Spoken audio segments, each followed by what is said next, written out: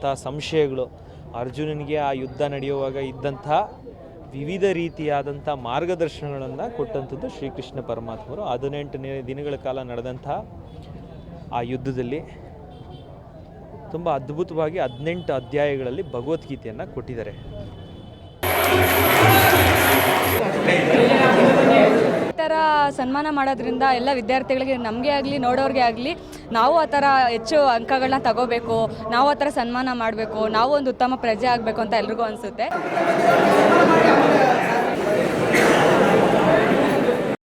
ಬೆಂಗಳೂರು ಗ್ರಾಮಾಂತರ ಜಿಲ್ಲೆ ದೊಡ್ಡಬಳ್ಳಾಪುರ ತಾಲೂಕು ಯಾದವ ಸಂಘ ದೊಡ್ಡಬಳ್ಳಾಪುರದ ಒಕ್ಕಲಿಗರ ಸಮುದಾಯ ಭವನದಲ್ಲಿ ಶ್ರೀಕೃಷ್ಣ ಜನ್ಮಾಷ್ಟಮಿ ಪ್ರಯುಕ್ತ SSLC ಮತ್ತು PUCಲಿ ಹೆಚ್ಚು ಅಂಕಗಳನ್ನು ಪಡೆದಂತಹ ವಿದ್ಯಾರ್ಥಿನಿಯರಿಗೆ ಸನ್ಮಾನ ಕಾರ್ಯಕ್ರಮ ಏರ್ಪಡಿಸಿತ್ತು.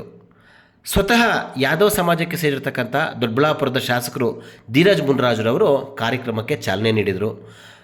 ದೊಡ್ಡಬಳ್ಳಾಪುರ ನಗರದ ಪ್ರಮುಖ ಬೀದಿಗಳಲ್ಲಿ ಶ್ರೀಕೃಷ್ಣನ ರಥ ಮತ್ತು ಸಾವಿರಾರು ಜನರ ಮೆರವಣಿಗೆ ನಡೆದಿದ್ದು ವಿಶೇಷವಾಗಿತ್ತು. ಇದೇ ವೇಳೆ ಸನ್ಮಾನವನ್ನು ಪಡೆದು ವೇದಿಕೆ ಮೇಲೆ ಗೌರವವನ್ನು ಸ್ವೀಕರಿಸಿದಂತಹ ವಿದ್ಯಾರ್ಥಿನಿಯರು ಮಾತನಾಡಿ, ಈ ರೀತಿಯ ಕಾರ್ಯಕ್ರಮಗಳು ಪ್ರತಿಭಾವಂತರಿಗೆ, ನಮ್ಮ ಸಮಾಜದ ವಿದ್ಯಾರ್ಥಿಗಳಿಗೆ ಅನುಕೂಲ ಆಗುತ್ತೆ ಎಂದರು. ಕಾರ್ಯಕ್ರಮದಲ್ಲಿ ದೊಡ್ಡಬಳ್ಳಾಪುರ ತಾಲೂಕಿನ ಯಾದವ ಸಮಾಜದ ಸಾವಿರಾರು ಜನ ಸೇರಿ ಒಕ್ಕಲಿಗರ ಸಮುದಾಯ ಭವನ ತುಂಬಿ ತುಳುಕುವಂತಾಗಿತ್ತು. ಈ ಥರ ಸನ್ಮಾನ ಮಾಡೋದ್ರಿಂದ ಎಲ್ಲ ವಿದ್ಯಾರ್ಥಿಗಳಿಗೆ, ನಮಗೆ ಆಗಲಿ ನೋಡೋರಿಗೆ ಆಗಲಿ, ನಾವು ಆ ಥರ ಹೆಚ್ಚು ಅಂಕಗಳನ್ನ ತಗೋಬೇಕು, ನಾವು ಆ ಥರ ಸನ್ಮಾನ ಮಾಡಬೇಕು, ನಾವು ಒಂದು ಉತ್ತಮ ಪ್ರಜೆ ಆಗಬೇಕು ಅಂತ ಎಲ್ರಿಗೂ ಅನಿಸುತ್ತೆ. ಮತ್ತು ನಾನು ಬಂದೆ, ನಮ್ಮ ತಂದೆಯವ್ರಿಗೂ ತುಂಬ ಖುಷಿ ಆಯಿತು ಅಲ್ಲಿ ಸನ್ಮಾನ ಮಾಡಿದ್ದಕ್ಕೆ. ನಾನು 82% ತಗೊಂಡು ಈಗ ನಾನು ಅಲ್ಲಿ ಸನ್ಮಾನ ಸ್ವೀಕರಿಸಿದೆ. ನನಗೂ ತುಂಬ ಖುಷಿ ಆಯಿತು ಸರ್. ಈ ಥರ ಸನ್ಮಾನಗಳೆಲ್ಲ ಮಾಡೋದ್ರಿಂದ ಈಗ ನಮಗೂ ಮತ್ತು ಇನ್ನೂ ಇನ್ಸ್ಪೈರೇಷನ್ ಆಗುತ್ತೆ. ಇದೇ ಥರ ನಾವು ಮುಂದೆ ಚೆನ್ನಾಗಿ ಓದಬೇಕು, ಸಮಾಜದಲ್ಲಿ ಒಳ್ಳೆ ಪ್ರಜೆ ಆದರೆ 4 ಜನ ನಮ್ಮನ್ನು ಗುರುತಿಸಿ ಈ ಥರ ನಮಗೂ ಸನ್ಮಾನ ಮಾಡ್ತಾರೆ ಅಂತ ಅನಿಸ್ತು. ಮತ್ತು ನಮ್ಮಿಂದ 4 ಜನ ಇನ್ಸ್ಪೈರ್ ಆಗ್ತಾರೆ.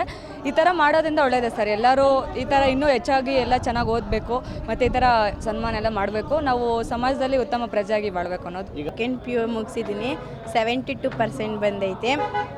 ನಮ್ಮದು ತಪ್ಸಿಹಳ್ಳಿ. ಯಾದವ್ ಸಂಘದಿಂದ ನಾವು ಮಾರ್ಕ್ಸ್ ತೆಗ್ದಿರೋದು ನೋಡಿ ಅವ್ರು ನಮಗೆ ಸನ್ಮಾನ ಮಾಡ್ತಾ ಇದ್ದಾರೆ. ನನಗೆ ತುಂಬ ಖುಷಿ ಆಯಿತು. ಮಧುರಾದಲ್ಲಿ ಏನು ಶ್ರೀಕೃಷ್ಣನ ಸಮುದ್ರದ ಅರಮನೆ ಇದೆ, ಎಲ್ಲ ಒಂದು ಇತಿಹಾಸ ಇದೆ.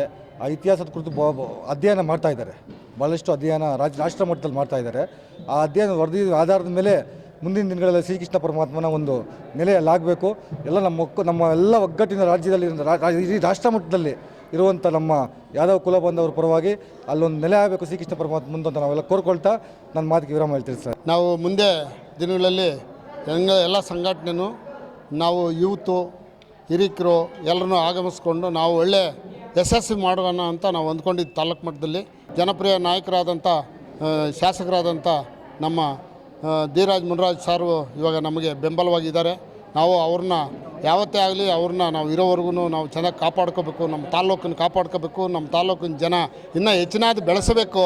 ನಮ್ಮ ಸಣ್ಣ ಪುಟ್ಟ ಹಳ್ಳಿಗಳಲ್ಲಿ ಎಲ್ಲ ಅವ್ರನ್ನ ಮುಂದುವರಿಸೆ ಮಾಡಬೇಕು. ಅವ್ರನ್ನ ಏನು ತಿಳುವಳಿಕೆ ಕೊಟ್ಟು ನಾವು ಅವ್ರನ್ನ ಎಲ್ಲ ಕರೆದು ತಾಲ್ಲೂಕು ಮಟ್ಟದಲ್ಲಿ ನಾವು ಬೆಳಿಬೇಕು ಅಂತ ಆಸೆ ಇದೆ ಸರ್. ಆದರೆ ನಿಮಗೆ ಗೊತ್ತಿರುವಂಥದ್ದು, ಎಲ್ಲದಕ್ಕಿಂತ ಇದೊಂದು ವಿಶೇಷವಾದಂಥ ಹಬ್ಬ. ಎಲ್ಲ ಸಮುದಾಯಗಳು ಮಾಡೋಂಥ ಹಬ್ಬದ ದಿನ ಮಾಡೋಕ್ಕಾಗಿರಲಿಲ್ಲ, ಇವತ್ತು ಮಾಡಿದ್ದಾರೆ.